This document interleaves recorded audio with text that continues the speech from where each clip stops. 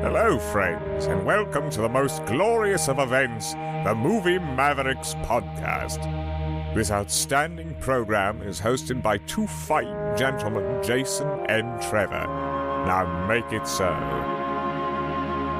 MovieMavericks.com. Hey, now everybody, welcome to episode 374 of the Movie Mavericks podcast. I'm Trevor Anderson. Please over to Jason Rugard. He's got a rundown for us.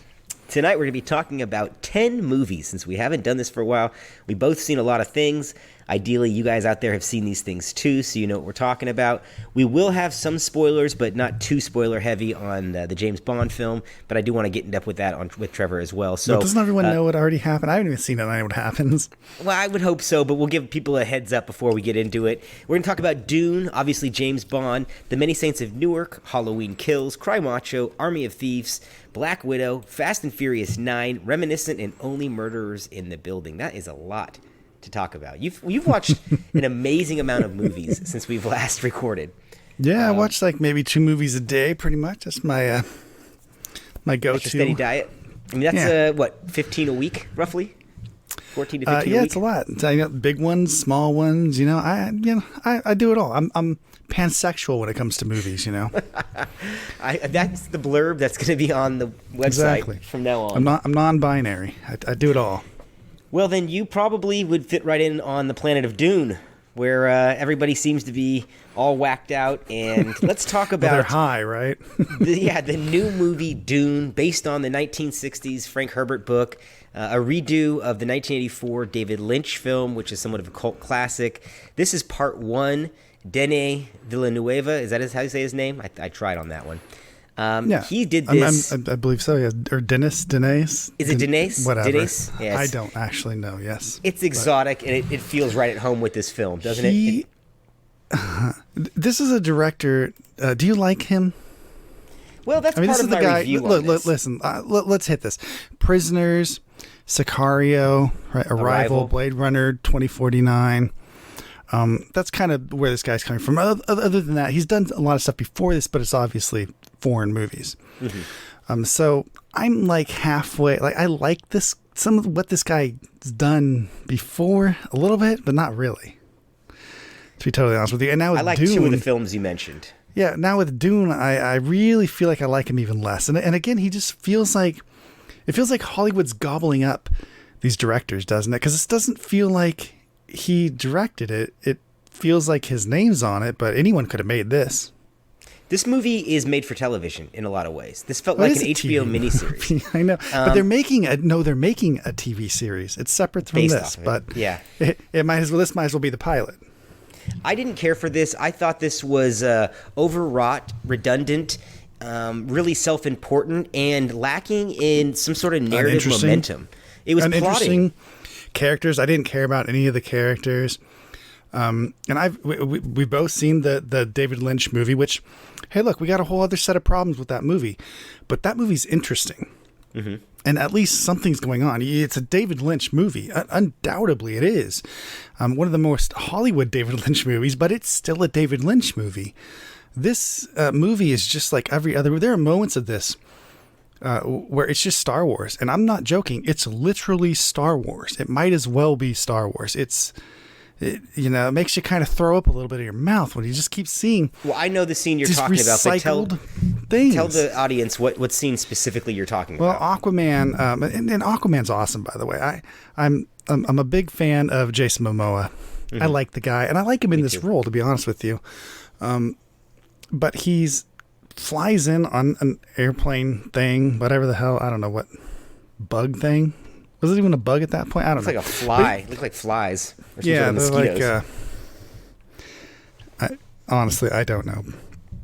But he flies into a hangar, gets out of the jet, whatever spaceship thing, and goes through a whole hangar scene where he's doing kind of hangar work, and Paul Atreides, little kid guy comes in, and they're like, oh yeah, here we go, yeah, how you doing? We like you. I'm a tough guy, and they do the whole thing. But the whole scene, the way it's shot, the way it's framed is just, it's like a Star Wars hangar scene. And those are in all the Star Wars movies. It's like it's lifted from that. Like there's nothing in this movie that's original. or that feels even remotely original. It looks like every other sci-fi movie, and that includes a lot of TV stuff. And hey, look, TV's come a long way lately, right? Especially with streaming. And unfortunately, movies aren't the idea that you're just going to outspend everybody else, and that's going to be the thing that sets you apart is not going to work anymore. Especially after I've seen this year, the movies that I've seen. These things deserve to be streamed. They don't deserve to be in a theater. Well, that's what I keep hearing from everybody is that, well, you got to see this on the IMAX. You're not really understanding it. Look, Bullshit. I love the theater experience, but this is a slog. This movie bored me from frame one to the last one. I think it's ridiculous Why does he that love this has been Zendaya? stretched out. Well, why does she only have 5 minutes in flashback scenes? Why does he love her? I don't. Why? She doesn't do anything. No one does anything in this movie. Well, he's seeing her in his dreams, so apparently she's calling for him. So there is some sort of longing there. But let me ask you, the first movie, the book itself is dense as all hell. It's almost impenetrable. I've tried reading it numerous times. I did the audiobook. It's still there are many not books very too, fun. and they're all like that. But I will say a lot of people don't recall that the Sci-Fi Channel did a series of miniseries called Dune, obviously, then the Children of Dune, and the spin-offs and things. And that was even put together in a more coherent fashion than what we have here. This is very indulgent on a lot of levels. I hate this kid in this role. He is he's a weasel. I mean, did anybody want to put some muscle mass on the kid? I mean, Jason Momoa even cracks a joke. It's written into the script on what a pussy he is. That's okay, because the whole, the one thing that, there's a lot about this movie that I don't like, and a lot of the stuff is how they build things up, but they totally fuck up the whole part where these people can control you with their words, basically, with their minds.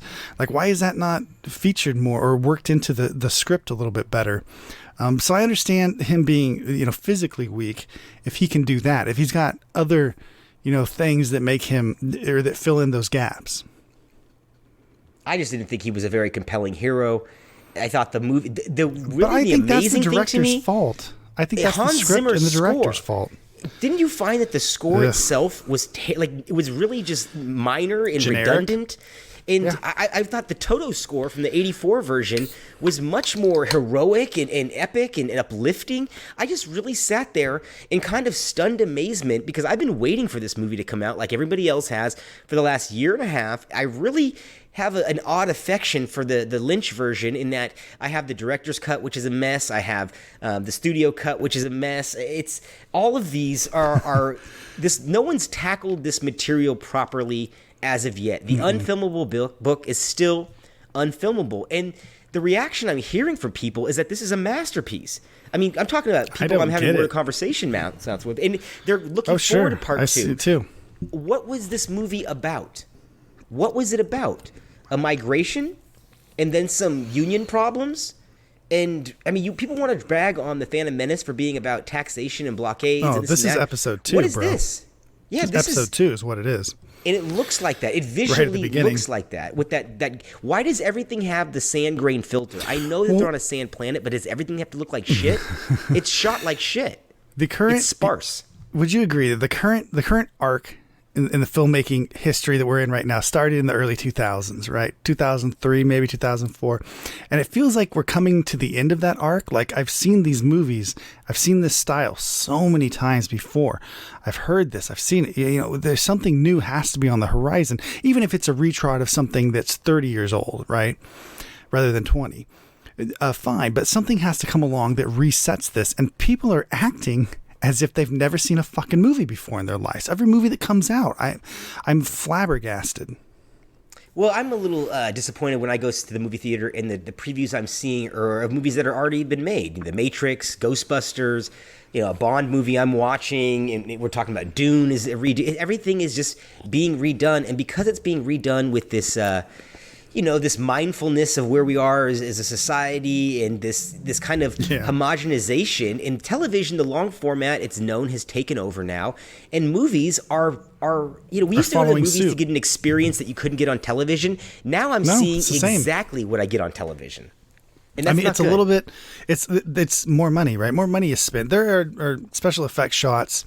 Fine. And I will admit that technically, right, and technology usage of creating this film is perfect, right? It's much better. They had a lot of, you could look at a lot of other television shows, including Game of Thrones or anything else, and you can find a little bit of cheapness, but here and there, right? Not too much. It's getting pretty damn close.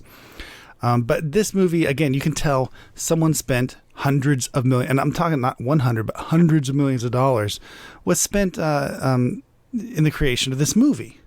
You can see it, but I don't really care. Do I want to watch? You know, in the 90s, they used to make those movies with the computer animated movies, right? But they were just like showing like demos of what they can do with computer animated stuff. And it would often be sent to they would play like classical music, and there would be like a demo reel, but they would be really long, like an hour and a half or whatever. Is that what I'm stuck with now with movies? Is that basically what I'm watching? Is what they can do? Because I think you're referring certainly to isn't storytelling. Inside the Mind's Eye. Remember those videos? Yes, that whole series? Yes, I have some of those. But that is exactly what I'm referring to. Yes, movies like that. Early Lawnmower Man type shit. Exactly. When computer animation was new and you didn't have a whole ton of it out there, so that was, people would kind of want to see it. It was like cool looking art type stuff, you know.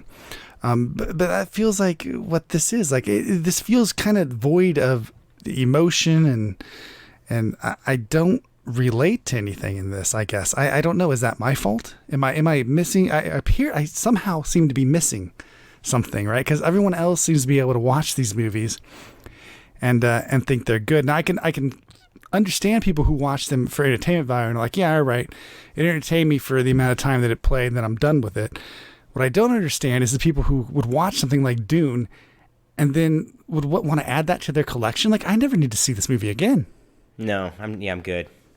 And that's what's becoming apparent with a lot of these HBO releases, is that then they return to the service a couple months later, and I'm not interested in ever looking at them again. Very rarely.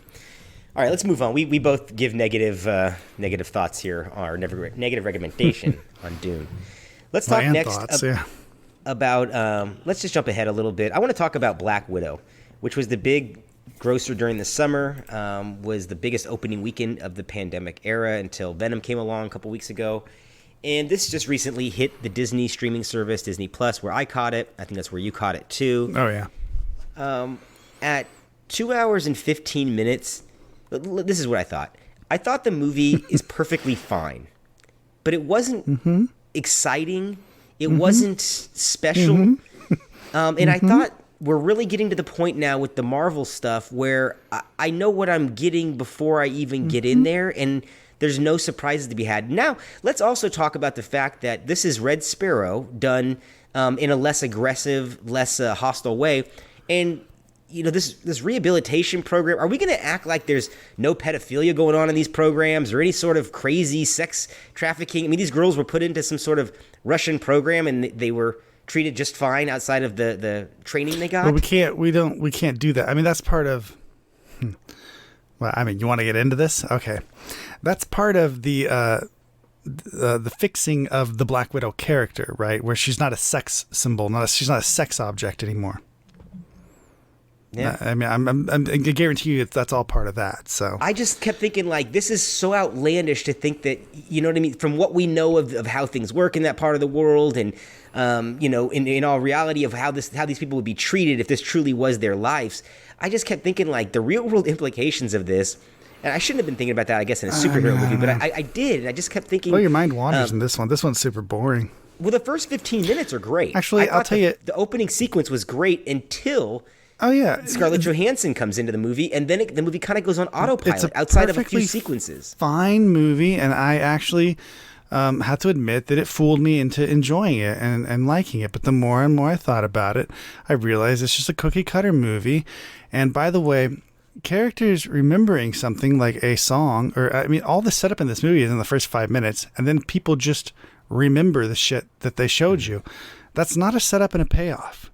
That's lazy nothing. Storytelling. That's not anything, but it makes it's a wonderful little trick to make you think something's going on, but nothing's happening, nothing's going on.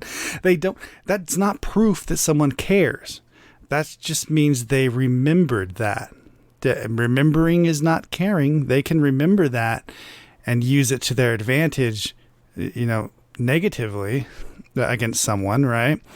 So it's not a very good movie. I've heard a lot of people talk, oh, this is a movie about family and stuff, and I think no, it's not. This family, these parents especially, are not good people. No, at all. And they don't like these girls, really. They don't really care. They're way more concerned about their mission in themselves, it feels like. Yeah. I mean, I'm really blown away by, if you actually delve into this movie and really pay attention to the characters and pay attention to what's going on. I mean, this one's a true house of cards. It's a paper tiger. It's all growl. There's no bite here. It's just not a good movie, but it's perfectly fine. Serviceable. For 2 hours of your life to watch. I can't say that I would not recommend this movie, because I actually thought it was entertaining and it's fine. But this isn't a movie, that I'm going to ever really want to return to. And it certainly, I think, is an unfortunate swan song for Natasha Romanoff, Well, we know that the release pattern was mutated and given the streaming service release and the box office release, which hurt its gross, and then the fallout from the lawsuit with Scarlett Johansson and Disney. All of that aside, this character isn't that intriguing on her own. In Florence Pugh's character, I didn't think that she was...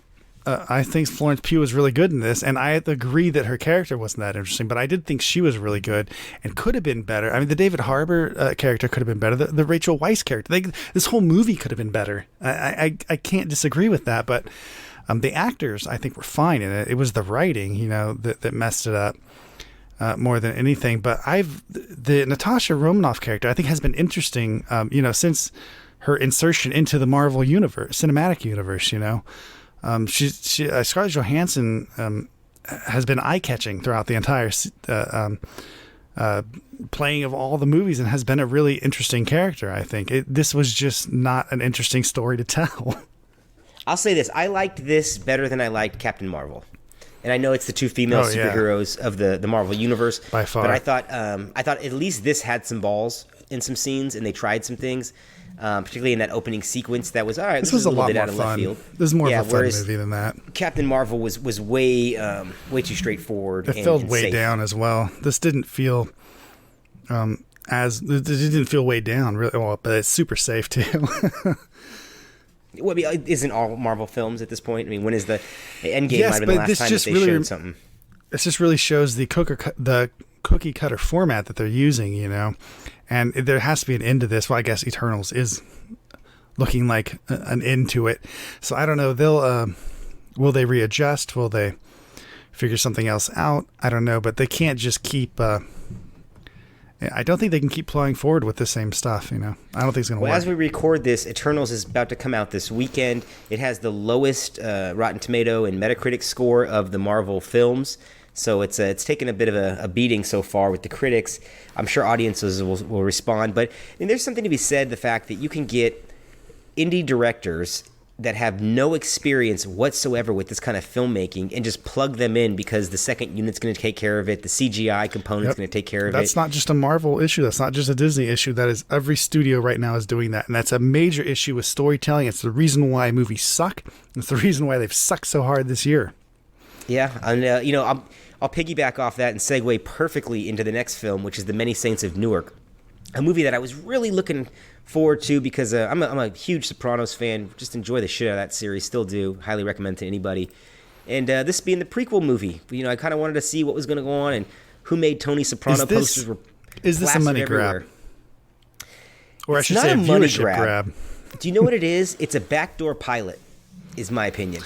It's a backdoor fucking pilot to an HBO series that I think that they've already announced that David Chase is going to be returning to do something in this world. And it's got a few things going for it. One, it's got some great acting. I mean, I love everybody in this movie, from John Bernthal to Alejandro Navarro to Ray Liotta. I mean, everybody is fucking good in this movie. And it's got beats in it that really do work and that intrigue you. And it's got little Easter eggs for the Soprano diehards. But as a movie, it felt incomplete, it felt rushed, and it felt small. And I go back to the directing by Alan Taylor, who is most known for directing Game of Thrones and Sopranos, and his big screen debuts haven't been good with Thor, Dark World, and Terminator Genesis. I mean, both those feel underwhelming to me.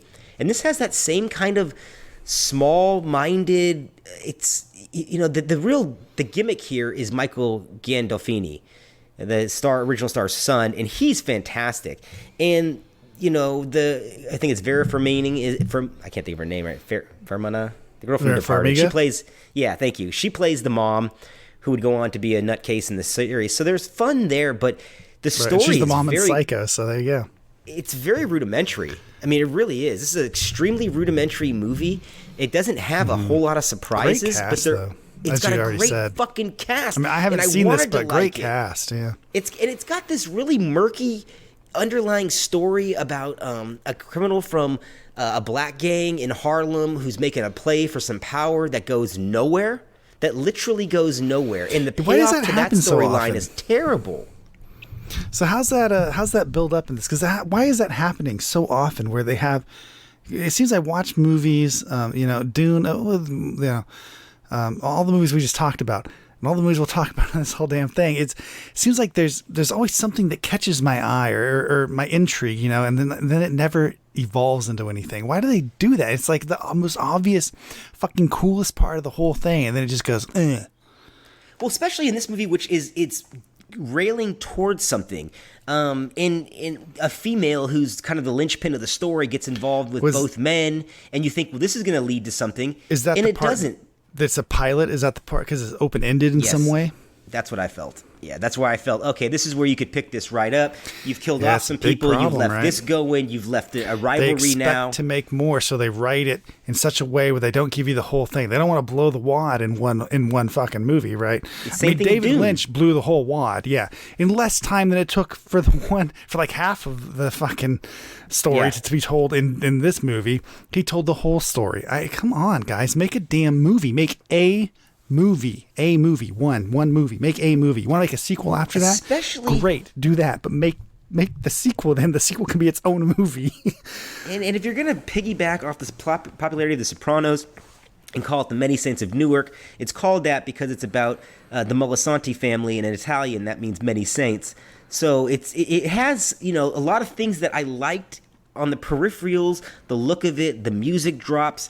Things like that. Gandolfini's kid actually can act, at least like Gandolfini, and is appropriate in this role. But I don't know what they can really do with this. And if they do create a show on what I've seen, there's one shocking scene in this. And for a gangster movie, you need 3 or 4 of theirs. There's one scene where they're torturing a guy and, you know, kind of to get some information. And you just go, God, this has been done so many times, so much better than in this, that it almost feels like a dress rehearsal. Yeah. You know what I mean? Like a play. Like gangster movies are often slow, so you need to have I would say commanding characters, if that makes energy. Sense. Some energy to the story. But energy needs to be in the characters in some way, like chest puffing, you know, in a way, like just like I'm the man at this moment in time somehow. Like when I think about any really great gangster movies, that's always a big part of it.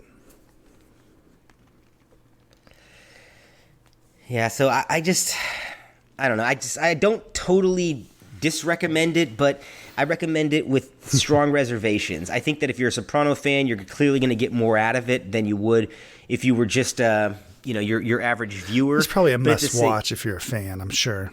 Yeah, but at the same time, I think that many fans are going to be thinking that it's going to be a letdown. Something. But still, it's a must-watch, even if it's a letdown. If you're a fan, there's not much you can do, you know, unfortunately. Well, let me give you the unpopular opinion. The Entourage movie was more complete and more true to its source. That and I know wasn't a very good movie. I know it wasn't, exactly. It's not a sequel. It's a prequel. But even that was better. That at least was more spot on. So that's my my thing on that. That's unfortunate. Let's move on to talk about F9, better known as the Fast Saga, Furious 9, Vin Diesel's 9 times. 9th return to the series. Yeah, and, the 9th time we F you. I'm going to be upfront and say that I was ready to hate this movie, and I actually got a goofy enjoyment out of this. I think this is the best Fast movie that they've made in years. I don't know Jesus, why that's it not took even them, a fucking hard sell. I don't know why it took them so fucking long to get to Dominic's backstory of how he ended up in prison. His backstory. Are you kidding me, man? This backstory is so bad. It's so shitty. The NASCAR thing with his fucking dad. That's what I was waiting. I'm like, dude, next time they're gonna do is it's gonna be fucking something like his dad actually fucking survived, and his dad's gonna be the bad guy. That's just not really the bad guy. They're gonna unite the family. You might be onto something there. What do you mean? Don't say that. That's come on, fucking A, man. This movie's so bad. I agree with you though. I loved it. This is a lot of fun. It doesn't. Your love for it doesn't make it a good movie. It's a horrible movie, but it's a Fast and Furious movie. It's exactly what they've become at this point. I thought it was entertaining. Again, I'll give the Black Widow treatment. You want to watch this, have fun watching it. Yeah, more power to you. I did, but it's a stupid movie. I mean, really stupid. Fuck yeah, it is. It doesn't have a brain in its head. Nope, not at all. It knows, though. I want to point out something to the audience that you pointed out to me, and then when I saw it, I loved the sequence. Is when Tyrese's character realizes he's living in a fucking movie, and that he's never been scarred once, and he survived these firefights. That was a missed opportunity. Sequence. It was that Expendables 3 moment where he realized, like, oh shit, like this is fucking weird. Right? This is too weird. Yeah, it's almost like the Truman Show. But it doesn't go anywhere. It doesn't go anywhere. No, they tell him to shut the fuck up. But even the goofiness of it, like when he's running and the car lands on top of him and he just happens to walk away from it because of the angle of where he was standing, it's turning into a literal cartoon. We're not trying anymore. I mean, I don't know this why movie doesn't try. Come on, the NASCAR, I thought was a perfect idea to set it at the NASCAR races to begin with. No, I love that Michael Rooker was there as a nod to Days of Thunder. No, I thought that John No. Cena is the exact foil that we need at John this point Cena's in the terrible series. in this. John Cena's terrible in everything he's in. Let's be honest. Yes, but I love him terribly in every thing that he's terrible in, except for this. I just didn't. This movie, I can admit that it's fun and everything. It's not good. This will go into my vault of Fast and Furious movies that I've seen that I just don't care about. I never need to watch this again. I've seen it twice, so I did enjoy it, and I would watch it again. I'll say I don't this. know how you did think it twice. this is the best Fast and Furious movie since Fast 5. And that's going back away. Just wait, because next time, and I'm telling you, enough of the car bullshit, because next time when he needs to jump across the thing and grab the fucking wire, he's just going to pull his hand out the fucking car window and grab onto that wire and fly across the fucking thing on it. Oh, yeah, you're right. I mean, they were already jumping on planes in part 6. And well, they're so close to it at this point. They're so close to it. It was like they almost did it in this one. I'm surprised that people showed up in the numbers they did. This is still the year's highest grossing film on a worldwide basis, and doesn't look like it's going to be beat anytime soon. And there's a lot of validity left in this series, and for the July 4th summertime fun, see why this not. is exactly what is needed. And I mean, they're why going would to you make not these make until you more stop of showing these? up. Yeah. Hey. Why would you and not? Hobbs and Shaw's. Did you think it was better than Hobbs and Shaw? I think it's on par with that. I really don't think this is a standout in any of the other ones. I mean, you say it's the best. I don't know. I think that this year's been particularly bad in movies, and you saw a movie that was enjoyable. I don't think that makes this a good movie. No, it makes it a fun movie-going experience. It was a fun movie thing. Well, like I said, I would tell people to watch this, but it's just fucking dumb. Yeah, I can't argue for that. whatever good that does, but it's still entertaining. I can't.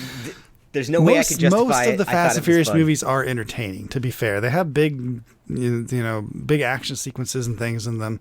I think in general, I think people find that entertaining. Well, there's usually a lot of downtime in them as well, and they're sent off on a little side mission that doesn't have anything to do with anything. And they try to do comedy and stuff in those moments. It worked they for some try to reason. Keep it fun.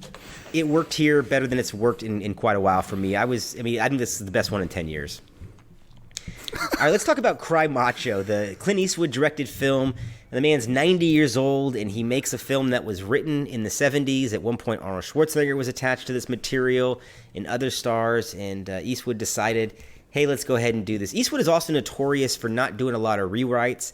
I think this film needed a major rewrite. I think that spiritually, it kind of exists in the same universe, I felt, as A Perfect World, which Eastwood directed 30 years ago. And it has this laid-back laconic quality to it that at some point it reminded me of The Straight Story. Did you ever see that movie where the guy drove across country on a tractor? Where you go, okay, this is striving for some Americana something, but it's a geezer pleaser, and I don't even know if it's going to please the geezers because the underlying story is pretty fucking ridiculous. This has this has some story issues, and not just. I mean, the underlying story is almost non-existent. Like it's almost too close to real life, where just nothing happens. And yeah. The moments where he's kind of bridging the gap between his oldness and horseman ranchman thing with this young Mexican kid or whatever is just like it's just not very I don't know, it wouldn't make me like him anymore or want to. He's just like, look, there's a horse and we ride the horse and do the ranch stuff, and the kid's like, ooh, wow, okay, I like you now. It's like, what? It was a little too easy, How right? Can this be? Oh, way too easy. And then the ending is not an ending. I was like, what's going to happen in the end? Yeah, nothing. It's a fade out. Nothing happens. He just goes, he just drives, and he drops the kid off. It's like it's like the movies about him going to pick up a kid and dropping him off, and that's what he does, and then it's over. Well, don't you feel How that exciting. It had almost an Altman quality to it in that it tried to be ultra realistic in that the mundane qualities of the being on the road and the life of the rancher? This was an Altman movie, it would have been a lot better. Because I think that Altman actually looks into nuances in his films and the character nuances and a lot of things, but you're correct about the realism there, but this movie just had no point. It had no point to exist. And if this is the actual book, right? This is a book. If this is what the actual book is, then who the fuck read this and wanted to make this into a movie? There's nothing cinematic about this. Yeah, that's true. I mean, there's shots that could, with them driving and the sun setting, all that kind of stuff, and there's shots that's just framing. Ranch. That's nothing. That's not I know, that's but not I just thought that's the Americana I'm talking about, where sure. It's like the dying of the old West and the incoming of the '80s and this go kind of thing that when the story was written, I'm sure the consumerism capitalism taking over with the farmers being pushed out in the 70s, and so I'm sure that would have been better. What you just said right now is not in this movie, but it would have been a lot better. That's what I would think maybe the impetus of the story was when the novel was created and when the script was originally written. Maybe written. That's in the novel, to be fair. I've not read the novel, so you might be right about that. I think that's far more interesting, though, than anything that's in this actual movie, and I think that if Altman would have made this movie, he would have done something more like that. Can we stop, though, with Clint Eastwood, with women throwing themselves at Clint Eastwood? This happened in The Mule, where he had a threesome, and then in this movie, too. I mean, get it up. The man could barely enter a scene. I feel bad for him. He trips on camera. He's going to die. Just thrusting, Christ, and I love Eastwood and Reynolds and Brosnan and all those guys. Oh, man. But he's been doing this part, though, since the late 90s. I'm too old for this shit, right? Except that's, right. That's not exactly him. But that's what he's been doing, right? For the last the last 20 years, he's been doing this. 20 years. Yeah, this is he actually is too old for this shit, though. At this point, it's finally happened. He literally is just too old for this. Even hearing him talk is a bit of a whisper. Do you know who I did like in this movie, though? In the small moments that he was in, it was Dwight Yoakam. I thought he has a really nice screen quality. And yes, the way he was speaking, I've loved Dwight Yoakam in everything that he's ever been in. Even in Crank, honestly, he was good with Jason he's great. Statham. He's absolutely fantastic. I have to agree with you on that. He has a strangely grounding presence on screen that I really appreciate. And when I see him, you don't know whether to trust the guy or not. He's very slithery, so what he tells you sounds genuine, but it always sounds like he's doing it to his own advantage. It's like he's like a more acceptable Clint Howard. Yeah, I would say that. Yeah, if you're you know almost what I right mean? in the look, because you see him, you're like, there's something wrong with this guy. Either he's going to be a good guy or he's going to be a bad guy. But there's just something not quite right with him. And Dwight Yoakam is, I would say, a little bit less.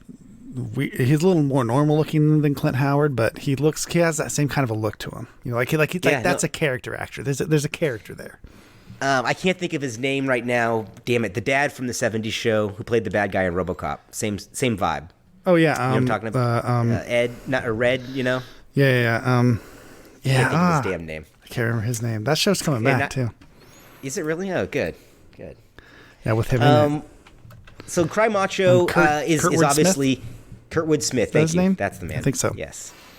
And really a kind of a disappointment, but a minor disappointment because I wasn't expecting too much from Cry Macho. And I know we're sounding very negative right now on the films. Neither but was I, yeah. So far, the only thing I've recommended is Fast 9 and The Many Saints. I would. All right. I would recommend Black Widow too. Let's talk about Army of Thieves, the movie that you've seen. I have not caught it yet. This is the sequel on Netflix, following the German heist. What was it? The safecracker guy from the first one. And what's going on with this? This is being heavily promoted. He directed this. You said he did. Yeah. Yeah, that's true. Yeah, I'm looking at it right now. Yeah, this is a huge bait and switch. There's no zombies in this. So what's the fucking point? I don't know. Because there's zombies going on while this is happening, but there's no zombies in it. And then it's zombie adjacent. Yeah, it's like, what am I doing here? What am I watching? It's like a Now You See Me type movie, to be quite honest with you. He shows up, he gets drawn into this underground competition of safecrackers. And it's halfway interesting. Like the first 10 minutes of this movie is halfway interesting. Like you're like, oh, this might actually be good. But then it doesn't make any sense. Pretty quickly. These characters are super fucking good at everything they do. They're unfucking stoppable. To the point where when they finally reach a point where they're unstoppable, then it's not really that big of a fucking, like the whole thing kind of implodes, but yeah, not really. They get over it. Continue on, and that's the whole fucking movie. And at the end of it, it's like, the other movie. The Army of the Dead, bro. I mean, it's not good. He shows up at the competition and at the beginning of the movie, and he has a hard time cracking the first safe, which would be the easiest safe, right, to crack. And they have the most amount of time to crack it. He has a hard time doing it. Everyone kind of has a hard time doing it. So, and then some people get disqualified off that. The second safe, or the second run through that they're cracking this other safe, it's going to be a harder safe and they have less time to do it. Oh no. But it's a little bit easier, it seems, for him and the other guy. And then by the time they get to the last safe, which is like the super fucking safe, they only have 3 minutes. He just fucks around till like the last 30 seconds and he just goes, listens to it. Does the same thing the other guy's doing. The other guy's has his what is a stethoscope thing, this listening device, and he's working the dials and cracking it, and the German guy's like, oh, it's very hard, no, yeah, and then he just does the same fucking thing. He just listens on the thing and then does it really fast, and then he's done. It's over. Like, what the fuck is that? Like, it's like that's one of the worst fucking build-ups and endings to something that I've ever seen. Like, it's just like, what, the easiest safe was the hardest for him?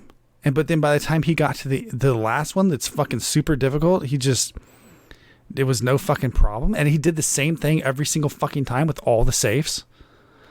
It sounds like you're explaining my problem with Now You See Me, that franchise, in that everything happened way too easy for them to where they just floated through the movie. But that's this whole movie. Then they introduce like this fucking Ocean's 11 type bullshit thing yet again. Oh, here's our hacker. So she fucking hacked into Disney and downloaded Pirates of the Caribbean before anybody else knew fucking how to. They didn't even know what a fucking computer was, and she was fucking downloading shit. No one knew how anything. And it's like, really? Like, really, this is what we're going to do? Just, the scene that did that best was Armageddon, when they're recalling everybody and they do the little montage. And that is ridiculous, though. But it's purposely ridiculous. This is a movie that takes place. I don't know that it's supposed to be ridiculous, right? It's so starkly shot. It's like a Christopher Nolan, type looking. Well, all movies are like that. Dune was basically like that, right? Everything looks so slick and real, and like everything's hyper real in some way, but there's comedy in here. So are we going too ridiculous on this, or is it supposed to be real? Because they don't play well together. You have to differentiate something that's real and something that's completely ridiculous. I didn't I didn't hate the first one. I know that you didn't particularly like the first one. Well, the first one's way better than this. I thought it was fun, and I thought there was some sort of self-knowing touches. Yeah, there's and no fun in this. Zack Snyder is a better filmmaker, it sounds like. It's plain and simple. Well, he's got his own issues as far as But a I'm better concerned. I think filmmaker he's than what's fallen going into on. the same problem. I think he's fallen in the same problem that every single director is in this rut right now. And I don't think he's any different. I actually don't think he's helping any. He's one of the guys who started where we are now. He's one of the guys that started it. Well, I definitely, I think you point to 2003 as the year when the blockbuster started getting Zack very Snyder. similar, everything. But I would point a little bit later. And I would point to about 2008, 2009 era when I started noticing that everything looked there. But maybe when you I first think started noticing, but Nolan influence- was active way before that. Zack Snyder was active way before that. But The Dark Knight is the one, man. That 2008 summer, if you by look all at means, what but followed that's just everything is Nolan. That's just the build-up. There's plenty of build-up to that. That thing just doesn't come out of nowhere. But I agree with you. True. That's the catalyst. That is beyond the catalyst. I remember thinking in the summer of 2008, at one point, The Dark Knight was in theaters and Hancock was in theaters. And I remember thinking, this is, in hindsight, it's very true, but Hancock was an expression of the previous 20 years, and Dark Knight was where we're going to go for the next 20 years in terms of storytelling, in terms of the angle that the filmmakers are going to take towards material, this super self-aware, this almost hyper-reality that it's in a reality, but it's adjacent to our real reality, and it's... it was cool one time or two times, but Bond suffered through that. Bourne suffered through that. The Mission Impossible movies suffered through that. But that's Nolan, right? I mean, it's. I don't understand why everything has to be. As when we grew up, they used the term cookie cutter all the time. They said that even when we were in film school, it was like everything's a cookie cutter. Blah, blah, blah. But I've never understood that until now, because even then, with those movies that was a Nolan movie. That was Christopher Nolan. He owns that. That's his. Great. Why did people copy it? I mean, literally, straight up, just copy it. Well, it's pathetic. I recently heard Rob Zombie on a podcast, and he was talking about making the original the Halloween with the Weinstein companies. And he said that he talked about what it was to work with them, but he said in 1997 he was working on a project that went nowhere. And he said that whatever the number one movie in the country was that weekend, that's what the executives would want in the movie.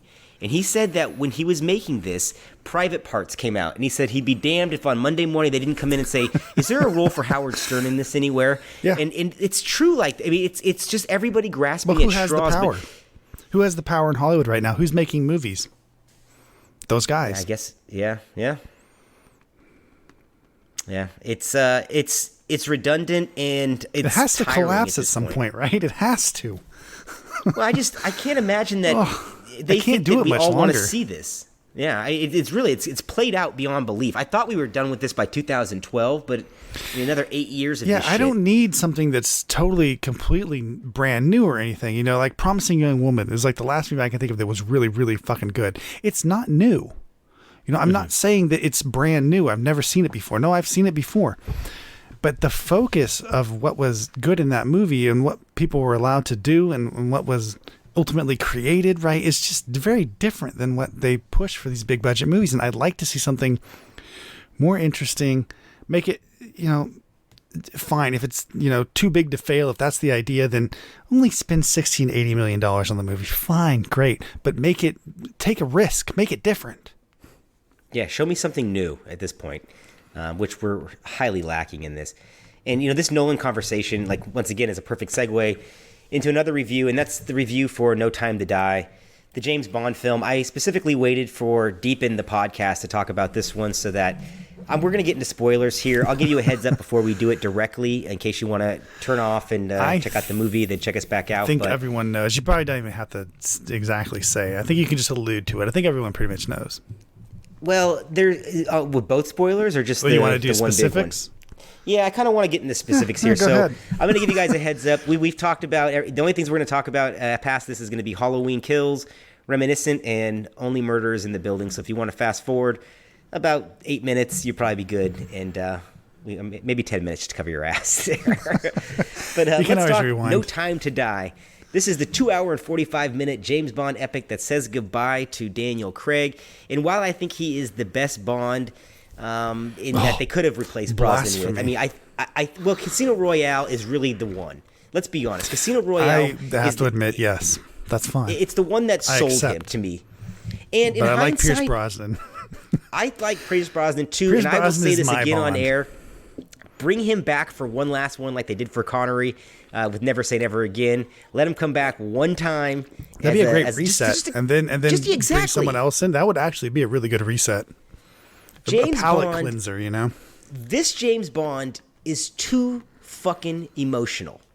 Well, is this similar emo. to Skyfall? I mean, is it the same style? It's the same thing, man. They've been treading water for 3 fucking movies. It's redundant. It's too much. Well, I don't think, to me, Solace doesn't exist. I don't mind Is that Quantum fair? of Solace. Oh, how dare you. It does.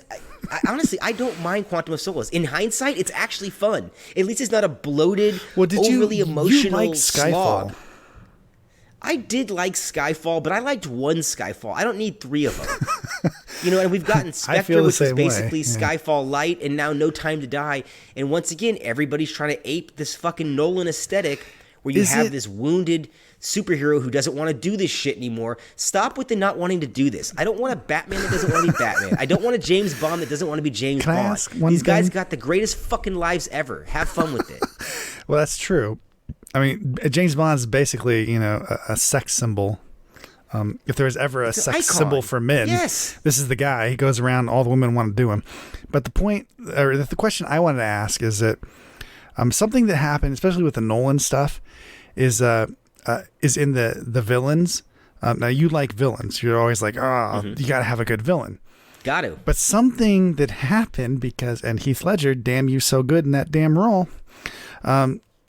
something happened with villains at this point where it's so big, like it has to be so enormous. They have to be such a huge villain that they almost overshadow the hero. And that I felt was true even with these Bond movies. It kind of felt like the same way, like they were, like he was going up against such a big villain, in some way. Well, I love the old James Bond villains, with the guys taking over places or the moon. Yeah, but they seem in a killable. volcano. They seem stupid. Like you can beat them. They're fallible. They're not evil mastermind geniuses that you've never come up against before. Right. And But wasn't that the Black Widow thing, right? Where the guy in Black Widow, the fucking bad guy in that, had actually already achieved what he wanted to achieve. Like, what the fuck was that all about? Seriously though, but that's kind of like the Bond movies before then. Like when you think about like Moonraker and shit, like where these guys are like they have these crazy dreams and things, and they're trying to achieve these things. It's like done in such a way that you can you can break a couple of the cogs in those machines, and you can see how James Bond can take that shit down. But if James Bond's going to go up against the Joker, then Heath Ledger's Joker, mind you, every single time, and people are just like, these guys are just, they don't give a shit about anything. They're just out to do bad things. They're just evil for evil's sake. I don't know. It seems like that weighs down on the movie, on the story so much for me. Is that true of this movie? I'll say this about the villains. For all the high-class villains that they've gotten in this series so far, this is a big villain, overacting. Right? Like they're all Rami overacting. Malek is supposed to be like, everyone's like raving over him as a villain, right? No, Jesus Christ. The guy's fucking one note. Can we get past this Rami Malek? That's how all the villains are been. That's what I'm saying, right? They're too big. Like everything's big, right? Is he big in this? Like everything, like with the eyes. You get the eyes. They're just like small. Oh. He tries to go quiet and small and detailed, and it's almost a Christoph Waltz thing. And it's to me, it comes off as you're playing yourself. I see Freddie Mercury here. I see this. I don't see anything stretch here. First of all, second of all, they Freddie render Mercury? in one sequence. They render the entire previous 4 fucking movies irrelevant. Really? And you go, wait a minute. Bond has spent 4 fucking movies chasing after Spectre, and you come along and you can just murder off Spectre? You can do something James Bond couldn't do with minimal effort. That's what I'm talking you wanted about. to do it. Not good. That's my problem with it. So they should have ended that right there. I mean, when you start at arc, end your fucking arc. Yeah, they didn't have any plan from the jump, and that's the problem with this series, is that this was all very just, well, okay, we'll do this now, we'll do this now, we'll do this now, and it's just, that's the nature of the Bond beast. But then don't tell me you had an arc for the Craig character, because no, you didn't. His fucking arc is pathetic. He's been in love twice. They give him a child in this movie. James Bond now has a kid. He's an adorable father. And you know what? Not only does he die, he dies to give up his life for his family. Oh, and once again, Hans Zimmer's doing the score. Are you fucking kidding me? No. And Hans Zimmer gives a fucking score that is really irrelevant, other than reusing themes from On Her Majesty's Secret Service, which is the whole plot of this movie. It rips off Her Majesty's Secret Service, and you just realize how much better Lazenby did this, how much better the filmmaking was in '69. It's a great overlooked James Bond movie for some reason. Yeah, I mean, it's a product of its time. To be fair enough, you know, film is sped up when people are throwing punches. It's comical today, but strong Bond film as far as I'm concerned. Strong Bond film, strong action film from the '60s, really.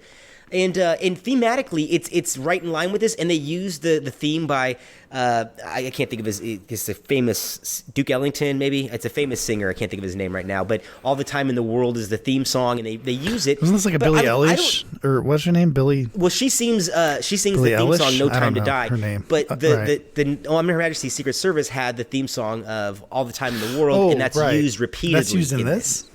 Yeah. A lot in the score as well, which gives this movie a weight that it doesn't deserve. Because you're going, oh, well, you're playing on that. But let me tell you something. Spoiler.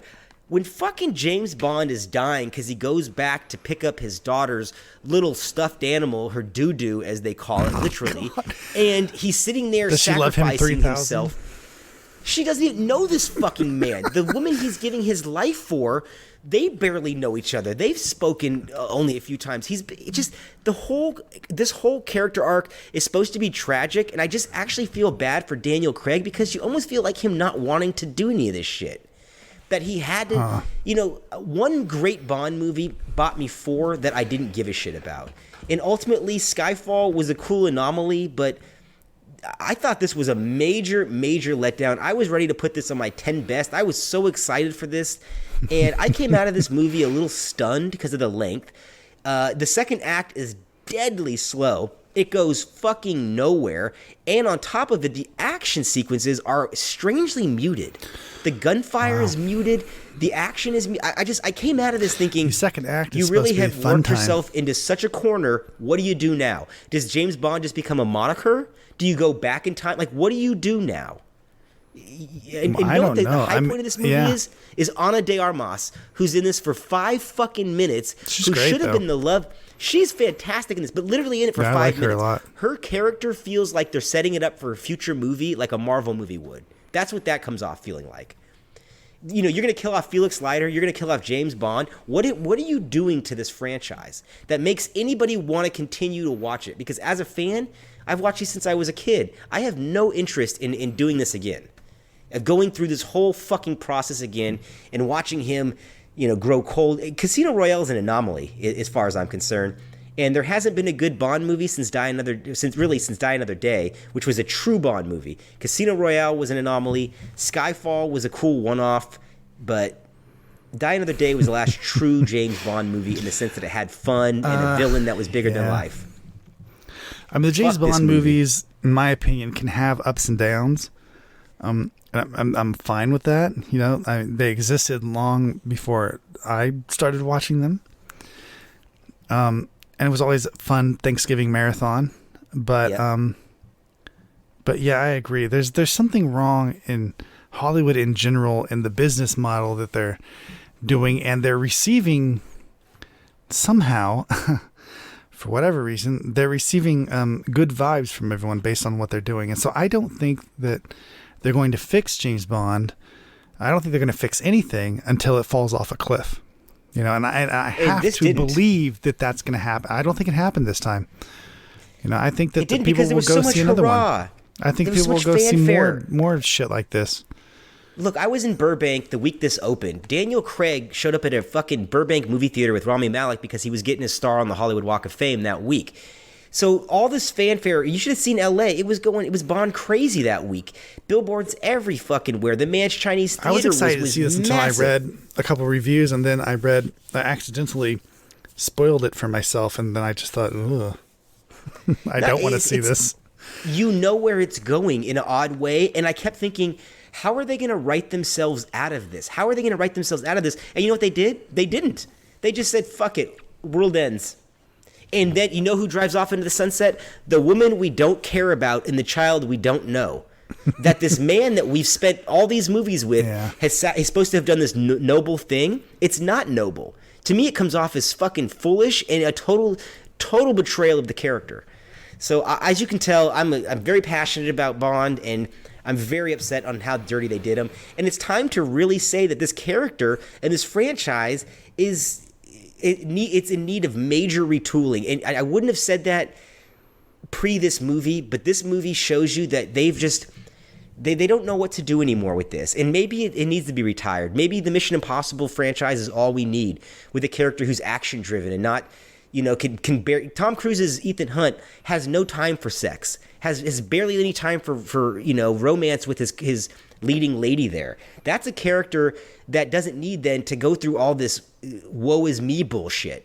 I mean, Ethan Hunt doesn't sit on it and fucking worry about. You know what I'm saying? It's a different type of film, and that's what's exactly. needed. I've felt this has been an issue with the Daniel Craig stuff. They lost, and movies in general have lost fun. Which we can say, Fast and Furious had a lot of fun to it, but that's fine. But I want a movie with substance and fun, and I don't think that's too much to ask. It's not even that hard.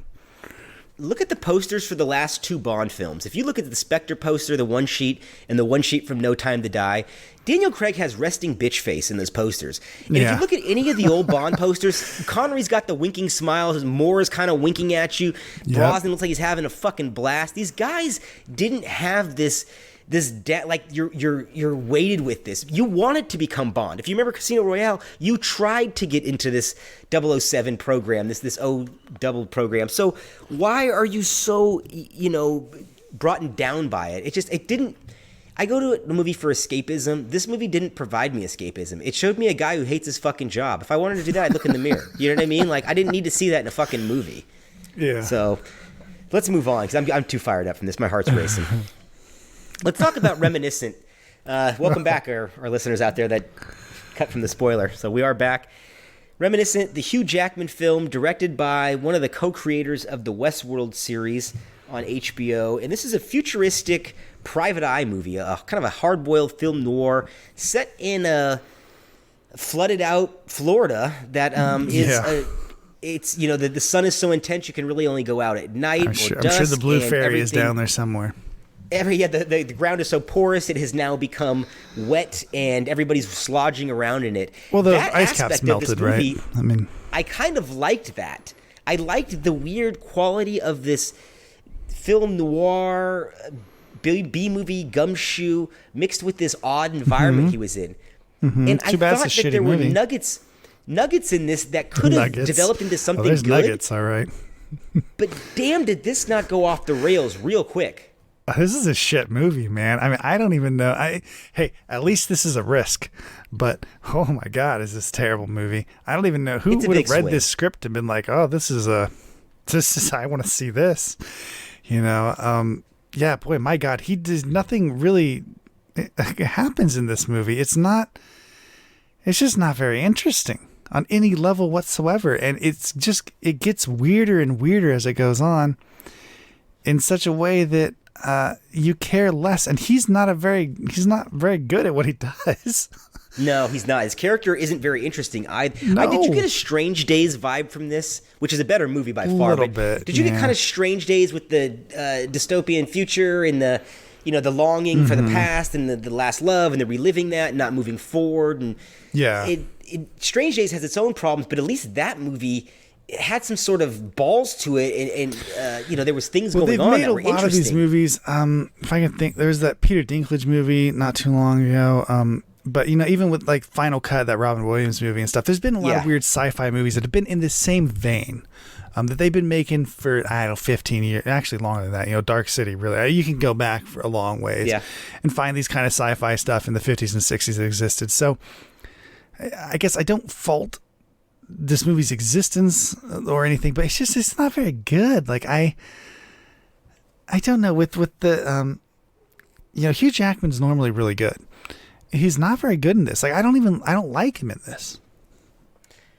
He wanders in this movie in and out of scenes without any sort of forward momentum of the character. I don't like that he agreed to this. Thandie Newton's not even very good in this. No one is good in this. That role is miscast too, to be honest. That Thandie Newton role. Do you know who would have been fantastic in that? Is a Sigourney Weaver or somebody of that ilk. You know what I mean? Or even Frances McDormand. What's her name now? Tandawee or something? Tandawee Newton. I mean, she wants to be known as something. And I just which is hilarious because I just watched her in Norbit, where they're making fun of all people and shape sizes and everything, and she has no problem starring in that movie. But damn, if Tom Cruise didn't make her feel bad about rushing a scene in Mission Impossible 2. Go fuck yourself. Yeah, well, he probably slapped her ass. You were in Chronicles of Riddick. Yeah, you cashed the paycheck, right? It's like regardless. Yeah, this movie has a lot of problems. I think one of them is just being too. Well, first of all, I think coming off of wanting to make another Westworld type thing, is definitely what this feels like, right? Like, let's repeat that. Well, I'm going to go against what I said earlier about these HBO movies. This would have made a great pilot if they had done, maybe taken their time and made this into a miniseries. Had it been about something else, maybe, or not, well... I liked this. I liked. The I know setting. What you're saying, but I don't like the ultimate. Parts of it. I don't like the ultimate ending to this. No, it's. I don't want to give it away for anyone that's going to watch this thing. I just don't like the ultimate ending, and I think that would have been, if you drew this out even more, would have been more of a letdown. Yeah. I thought it was a interesting misfire is the best way to put that. This is, I always say, why do they remake movies that are successful? They do a good job in the world of successful? These. You have to admit, like the special effects and things, like Dune as a world. I know you were talking earlier about you didn't like the look of it and stuff like that, but there are certain shots in Dune, the special effects shots of the world, especially when they're flying and stuff, that are really fucking good. Like they can make fake worlds. They can make fake worlds look really great and stuff. So yeah, I agree. Like that shit they got down. Yeah, the look of this movie is fantastic. The atmosphere that it creates is great. It's just nothing happens within those parameters. Was my nothing interesting, I should say, especially to justify the running time. I want to say this is like 2 hours and 20 minutes on top of it. We should say this is about. It felt like it. This is essentially about a virtual reality. Is kind of what this is, right? People can relive moments. Yeah, I mean that's basically what it is. Days. Yeah, it's basically exactly. I'm just spelling it out for everyone. And this will be back on HBO Max soon. This was on there as a theatrical day and date with. This is a hard sell, release. I think, in general. Like, this isn't something anyone needs to own or really needs to exist on the streaming media for any amount of time. It's fodder for the. So that means it'll be available forever. Yeah, exactly. You'll be able to find it everywhere. Uh-huh. All right, let's briefly talk about Halloween Kills. You haven't seen it yet. I've saw it. This is available on Peacock and in theaters. It's only going to be available on Peacock for about another 3 weeks, I believe. So if you haven't seen it, check it out. I've heard some things. Yeah, I've heard Laurie Strode never even runs into Michael Myers. Who? Laurie Strode. She never runs into Michael Myers. I've heard that. No, it's not her story. Yeah. It's not her story this time around. I'm telling you, this is. I loved this movie. I'm in the fucking minority here. Everyone I've talked to hates this movie. I think it's way better than the first one. I rewatched the first one before I watched this just to make sure because it does happen on the same night. This movie has a fucking pulse, an energy, and an anger that is missing in most movies I see, let alone most horror movies I see. Anthony Michael Hall as Tommy Doyle is fucking excellent. He is captivating from the moment he walks on screen. It is his story this time around. And he's a tragic character in a lot of ways. And he starts. The town is traumatized, and it's a mob, and they're not going to take this shit anymore. And they've decided that they're not doing this fear shit, and they're going to fight back. And he's the leader of this, and it's you can read into it with the. the things that happened last summer in this country and the mobs and the riots. And there's a lot of stuff that's going on. And when horror is at its best, it takes those topical subjects and uses them as metaphors and integrates them. And this is superbly done. I thought it was a lot less wink wink than the last one was, which felt overwrought and a little bit too operatic in some scenes, particularly that opening scene. And what I really like here, the last one though, especially for a lot of those reasons. You might not like this one. This is a way more of a slasher movie. The brutality is kicked up. Mm-hmm. Something I didn't like in this is that there is an axe fight sequence with a group of firefighters that I thought was way too out of a John Woo movie. Michael Myers is not a martial arts hero. He shouldn't have axe fighting skills. He's a force of evil. Given those kind of quibbles here and there, I can get rid of. But the Will Patton's character is given a much more of an expansion here. Jamie Lee Curtis's character has been sidelined for the majority of it, and that's fine because I actually think she's the weakest part of this movie. Her and her daughter and the granddaughter are actually the weakest part. And outside of an ending scene with the Judy Greer character, Laurie's daughter, that comes out of nowhere, is not set up, not paid off, and not justified for that character. It kind of goes off the rails there. But for the beginning 100 minutes, this thing has a pulse and an energy, like I said, and a fury. I feel like this movie is angry, and I liked that about it. It had caught my attention, and it drove itself to that conclusion like a good movie should. So I highly recommend Halloween Kills, particularly to you who likes horror movies and has a knowledge of the genre. Well, I really like the first one. That is a very different review than what you've heard, right? Complaint-wise than what I've heard. And that sounds expectation-wise opposite of what other people expected, which maybe have been something that drove the bad reviews. Expectations are a big deal. So yeah, I'm interested. Look, I really liked the first one. I liked what David Gordon Green did with that first reboot thing. Where the fuck, I don't know how many reboots the Halloween remake, reboot, yeah, whatever it was. Start, yeah. I really liked it. I liked what they did with that. So now you make me really want to watch this because that actually sounds way better than all the shit I've been hearing about. I don't want to oversell this movie at all to you, but I was highly impressed. It's a Halloween movie. What I did like too is that they, kind of like in Fast and Furious 9, they worked a story, a new little backstory within the context of the story we know, and it actually works. And you find out something. The twist in this movie has to do with the Will Patton character, not with Laurie or Tommy Doyle, who you think. So a lot of things were very subversive, I thought, in this movie, in nice touches that were overlooked, I believe, by a general audience that was looking more for your Michael Hunt's Laurie story, which we've done now 11 previous times. So I'm glad we didn't just do that over and over again in this movie. But there are some, obviously suspension of disbelief and things like that. But I'm telling you, I think that you're really going to be surprised at what this movie is. Maybe. I think the issue that a lot of people had is that if it doesn't push that story forward, then it's a sidetrack, right? Well, it is. It's a middle chapter. Let's be honest. They have a trilogy to wrap up. So, and that, they those could only do expectations, so much. or if that's what's going on, then I can understand what people said negatively for this movie. But you're saying those things are still true regardless of those things. This is an interesting movie based on what it chooses to do in between here. While it's twiddling its thumbs, waiting to wrap up the main story. There's some interesting shit going on here, so that is intriguing. Yeah, I'm telling you, it was very nicely handled by the writers, by the direction, and I like the fact that they keep giving this mask almost a mythical quality, that it, like when Michael gets his hand on that fucking mask, and that it's almost like Samson without his hair. There's something to this. That was in the first one type thing too. I know there's a lot of nuance in the first Halloween thing that I really loved. So if they're going to continue with that, even if the main storyline isn't what you expected and stuff, then I would probably be fine with that. I think that most people are turned off on the way that they treated the main characters in this movie, which was harshly and almost with disinterest, and the secondary characters really step up in this one. And luckily, Anthony Michael Hall who is almost unrecognizable if you haven't seen him recently.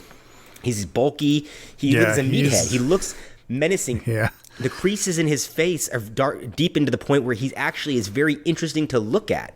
You know, he's got a certain quality that you don't want to take your eyes off of. And in this movie, he really hits it out of the park. And I don't want to give spoilers away on this one, but check it out. I'm very excited for the third one. And I'm gonna have to watch it tonight. I have to watch it. Yeah, please let me know what you think about it, and we'll do a follow up on the next one. Now, tell me about Only Murderers in the Building, the Hulu show.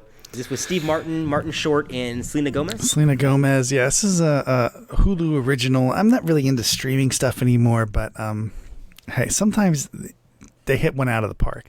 And Only Murders in the Building is fucking great. It's these guys. There's a murder in the building, obviously, and Martin Short decides to start a podcast. He's like an old time Broadway show guy who's failed, ran into some failures here.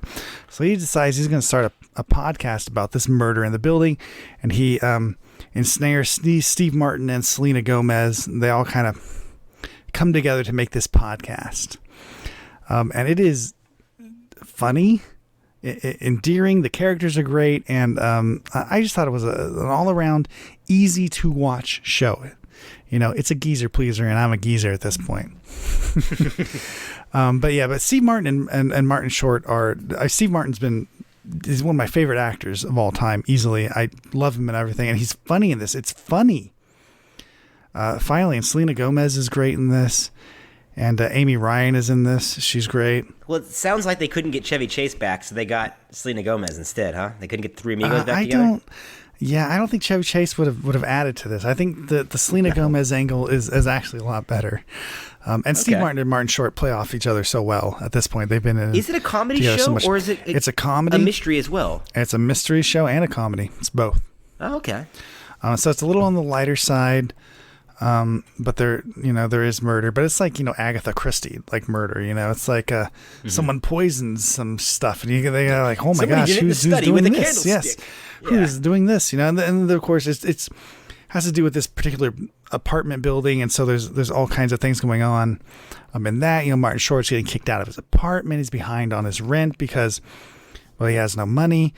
There's a I don't want to give it. I won't give anything away, but there's lots of stuff that happened. Tina Fey is in this for a bit part. Nathan Lane is in this for a bit part.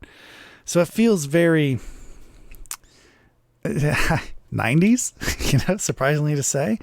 It's got a lot of older actors in it, and I liked it. It's a warm feeling show that has to do with murder. Well, it's an odd combination, but it sounds like something that would have played on FX. It sounds like an FX type show, like that humor. It is, and but it's not edgy like that. It's not edgy, and it's Steve Martin and Martin Short. So it is safe. It's safe, but it is funny, right? They say things and do things that I find funny anyways, that don't exist in a lot of comedy nowadays, Can't really think of any examples at this point, but just real simple things that are fun and funny, character traits, that are, Steve Martin's playing Steve Martin, Martin Short's playing Martin Short. They're not doing anything different in this, but it works. And, I thought it was a good show, and it leaves off on a cliffhanger, so hopefully there will be more. But I definitely recommend it if you like funny stuff, but especially if you like murder mysteries and things. It's a real easy murder mystery watch. I love that kind of stuff. Like the Strangers on a Train or Throw Mama from a Train. And so this one's a little fun. You feel like you want to be a part of this murder mystery. You want to be part of the group. It's got a hell of a cast. Those two stars that you say. Martin Short is a hugely underrated talent. I still watch He's old Jimmy incredible. Glick interviews on occasion, which I personally think is still, as much as I love Zach Galifianakis' Between Two Ferns, I think Jimmy Glick is the origin of that in a lot of ways. Sure. And even Clifford I watched recently, which was a fucking awful movie, but Martin Short's not awful in it. The movie itself is Martin awful. Short's one of the most. I went and saw Mulaney. Remember that TV show that failed? Oh yeah, show? the taping. I went and saw a taping of Mulaney, and it was one of the worst tapings I've been to several tapings of TV shows. Hands down the worst one. They spent, that thing took 4 times, 5 times maybe what any other taping took. It was so. Is that because of Elliot Gould? Elliot Gould was horrendous in it. Elliot Gould was terrible, lines. Man. I remembered no lines whatsoever. The only shining part in any of that whole thing was Martin Short, who nailed his fucking lines and delivery every single time he was told to. And it was unbelievable. Right, like how, like what the next level. The Martin Short was on such a higher level than everybody else on that show. He's a fucking pro. Whoa, like that dude's like super pro, and like nobody else could match him on that shit. So yeah, I'm in awe to some degree of Martin Short because he's just he's Martin Short and he delivers in this. And Steve Martin's the same way, as well as Selena Gomez. I actually think she's really good in as far as acting goes, and she's good in this. I'm going to give you my 2 overlooked, one Martin Short, one Steve Martin film. The Martin Short movie that I think is overlooked, people don't give enough credit to, is Pure Luck, which I know you're a fan of. I just recently watched. Yeah. It's not good, man. It's not good. He's funny in that. He's also funny. I'll give you another one. I'll give you 2 per one. 3 Fugitives. I think 3 Fugitive is an overlooked movie. Sure. On the Steve Martin side, I'd say Mixed Nuts, which I don't think enough people have seen. It's actually a good holiday comedy. Yeah. And L.A. Story, which I don't L.A. think Story is is fantastic. If you haven't seen L.A. Story, it really is. Please go see L.A. Story. Yeah, it's somewhat hard to find nowadays. I was looking for it recently. It's not available on any streaming service readily. You have to buy it from Amazon. It's old. Anything that's old and good, you won't be able to find. Yeah, in both all 4 of those movies, I recommend. They don't want you to they don't want you to know good movies actually exist. Well, Mixed Nuts got trashed the second it came out for some reason, and that was the year that Home for the Holidays came out. But it's got love. But Mixed Nuts has become a cult classic. Oh, has it really? Good. I'm glad to hear that. that. I'm no joke to that. There have been so many times when I've talked to people about Steve Martin movies and this and that, and Mixed Nuts comes up constantly. It really is one of those movies. Look, it's not a banger, so to speak, right? It's not like a movie that you're just like, oh wow, whatever. But it's fucking a movie that grows on you. Like it's better than it should be. It's a perennial favorite. If it's on, I'll catch it and I'll watch 20, 25 minutes of it, laugh and kind of fall asleep watching it. It's one of those movies that you talk about comforting and safe. That movie feels comforting and safe to me when it's on. Well, L.A. Story too.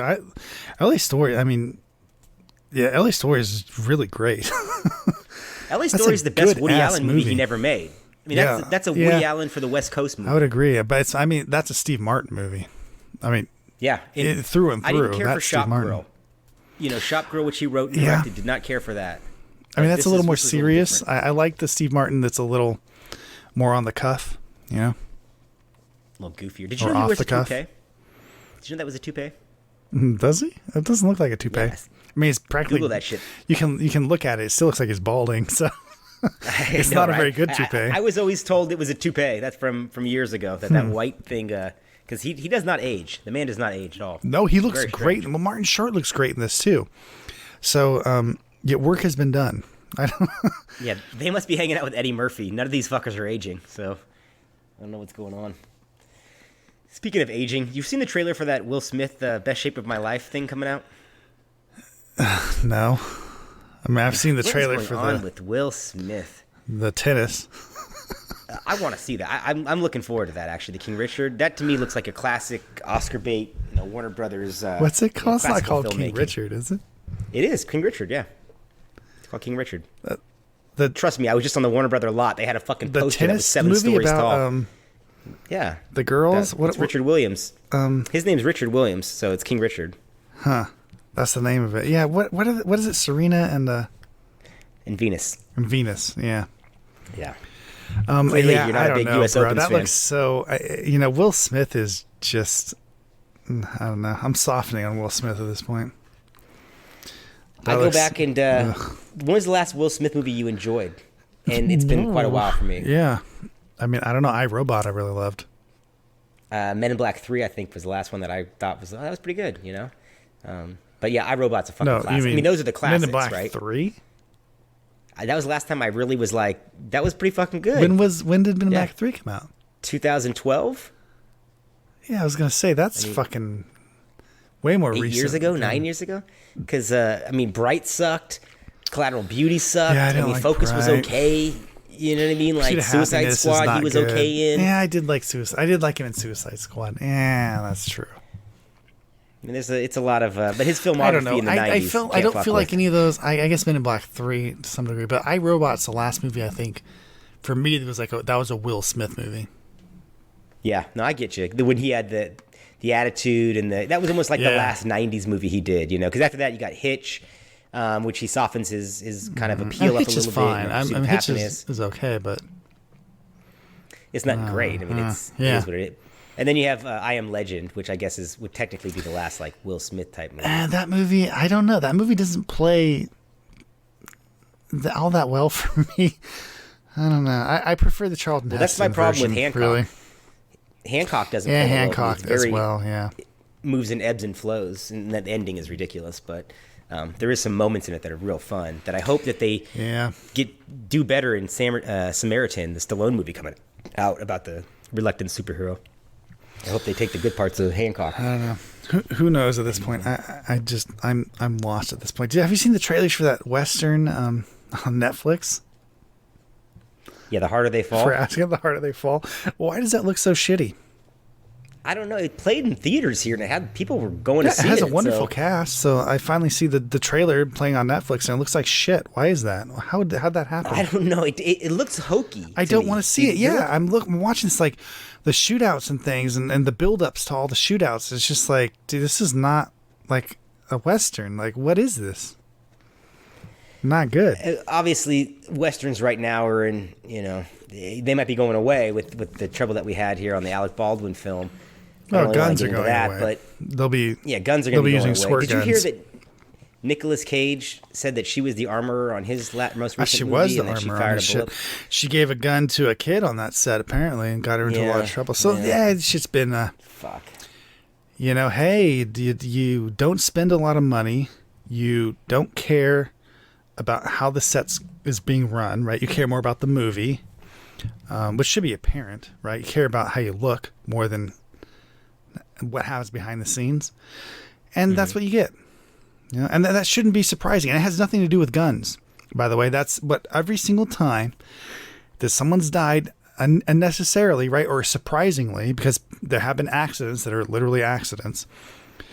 But it's always been because of negligence. People just don't give a shit, right? They care more about the movie. They care more about getting this shot than they do about actually, about people. It's nuts to me. I don't know. Look, I've done acting in low budget films, and it's your value in your life is not what they're concerned about. They're trying to make their day and get everything in and the money they got, and a lot of times safety, particularly on low budget movies where there's not people looking over their shoulder, corners get cut. They should be looking over their shoulder. Yourself, everyone above the line should be looking over everyone's shoulder, right? And nobody did. Yeah, at all nobody times. did. Not one of them. Yeah. Even including the cinematographer. There's a checks and balance system, including her who got killed. She didn't do it either, and then she should have been, because they were all sitting there fighting about how things were going, how the crew was being treated. And they still showed up to set that day. Alec Baldwin pointed the gun at her when he shouldn't have. Right? They broke all the rules of everything that they should have been doing. Right? This is my question, Trevor. Why wasn't the camera locked off and they were far away from it? Why stand behind the fucking camera? She wasn't behind the camera. Okay, it was a practice shot. Someone posted a picture of moments before that happened. So it was a steady cam, so she was not operating the camera. This is originally what I thought too, like she was behind the camera, because I thought, union issues, non-union crew, she's manning the camera now, director's behind her, right? That's got to be what it is. That's not what happened. Apparently it was a practice. They were practicing. The camera was a steady cam. It had a steady cam operator on the camera, so she was there, the director was there. Alec Baldwin was practicing a draw, some kind of a weird draw that he had to do, and the gun went off. He drew and pointed the gun right at her, and the gun went off, and it was just, so, and that was something that you're not supposed to do, is point guns at people. Hey, big surprise. You're not supposed to do that. Unless when it's necessary, right? Yeah. You recall the Brandon Lee incident, but you can go further back. And but that's a complete accident. But yes, those things do happen, but it's super rare. Do you know about the guy that shot himself? Do you know about that actor? There was a TV show, Yes. an action-adventure TV show in the 80s, and in between takes, they wanted to do another one, and the guy was like, It was a and like blank rolled his or eyes, whatever. and put the gun to his head and shot it like fuck. And the impact of the blank, it killed because it him. was Blew his right. fucking It was brains right out. up against his temple, I think, right there. Yeah. Unfucking believable. Yeah, so this is not, there's precedent here. So. It's not that guns are unsafe, it's that people are unsafe. And Well, it didn't stop John Wick 4 from blasting, I'm sure, well, whatever. I mean, I don't have a 90,000. problem with people not wanting to use real guns anymore. I don't necessarily think they need to. The special effects are fine, you know. I'm okay with it. I can't really tell the difference anymore between the fake ones and the real Extraction stuff. So I'm had no real okay. gunfire. Do you know that? The Chris Hemsworth movie, because they couldn't get it into the country? A lot of them do, to be honest with you. Yeah. There's plenty of them that do, and it works. I'm fine with it, you know. I'm okay at this point, I guess. If it's a safety concern, then I guess, but I don't really think that it is. I think it's more of a people aren't running sets correctly. You know, people aren't taking charge and doing what they should be doing. I don't know, because I would never run a set like that. I don't know of anyone that would, especially you're being paid the big money. You're in charge somewhere there. Take charge, you know, and if the person, you should be watching each other, right? The set should be run by all the people above the line. To be taking care of your people. You know that when a big star gets on set, that things... And the big star in this everything's done to situation happened to be accommodate an executive producer. who's a known prick on top of it, you know, and to be fair. So, I mean, he's asking, why was I handed a hot gun? Why didn't you check the gun? Why weren't you there watching her load the gun? If you were going to take that gun and shoot it, why weren't you doing that, you know? Because of laziness and expecting didn't that somebody care. else is doing it. Did not care. Yeah. You know, that's what it comes down to. Well, I guess on that happy note, we'll wrap up episode 374. We ran a little long today. We want to thank you guys for joining us. If you haven't seen No Time to Die, I hope I didn't spoil it for you. Otherwise, you know, we were fairly negative this week. Let's run down. We don't recommend Dune. I don't recommend No Time to Die. We both thought Cry Macho was a waste of time. Many Saints of Newark, I recommend to those that are Sopranos fans, no one else. I highly recommend Halloween Kills. Trevor says stay away from Army of Thieves. We both thought Black Widow was acceptable fare, but I can't recommend it. Trevor slightly recommends it. I highly recommended F9. Trevor does not. Reminiscent, we both say stay away from. And Trevor said check out Only Murderers in the Building. That's the rundown. Thanks for joining us, guys. Speaking for Trevor Anderson, I am Jason Rugard, and we are the Movie Mavericks. Oh my, another magnificent episode has come to an end. If you're craving more, set your destination to MovieMavericks.com, Warp 9. Engage!